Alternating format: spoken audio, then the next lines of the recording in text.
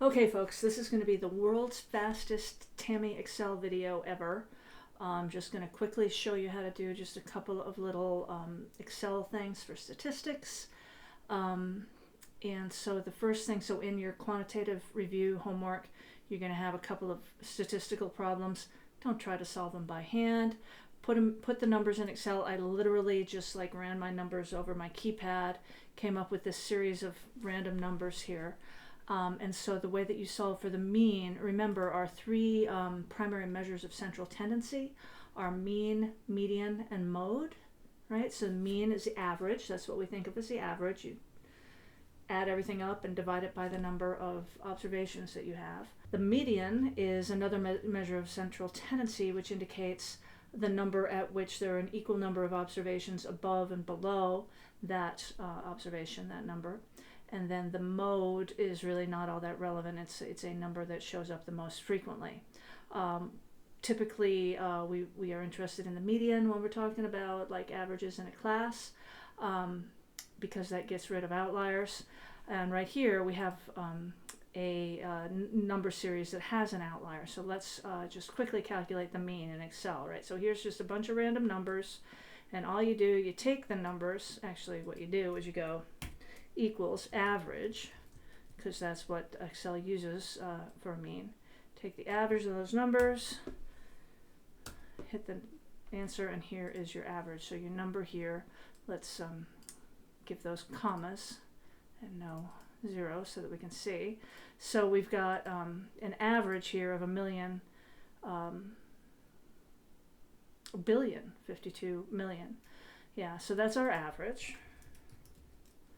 Okay, and our median rather, is going to be, of course, quite a lot lower than that because that 5 billion number is an outlier. So our median is 350.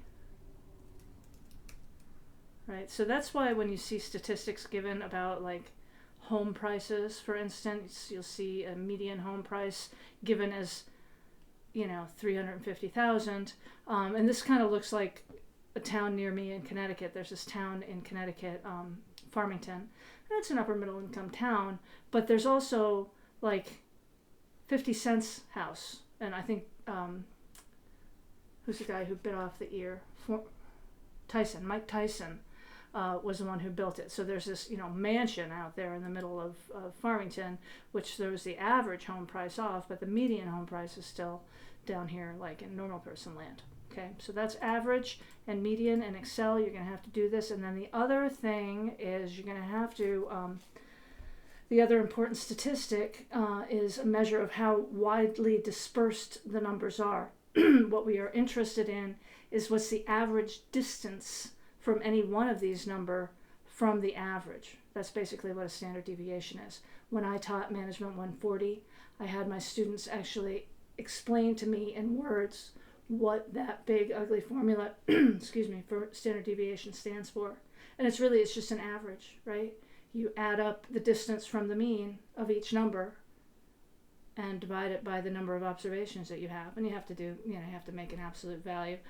But really, that's what a standard deviation is. And so again, Excel has a function of that, and you go STDEV, gives you the standard deviation, and pick those numbers and it'll give you the standard deviation. So the standard deviation here is quite large, right? Because we have numbers that vary all over the place from 35,000 to 5 billion. So we're going to have a large standard deviation. Okay, so that is how you use Excel to do basic statistics. Gonna leave it there. You need this for your the little quantitative homework this week. Okay.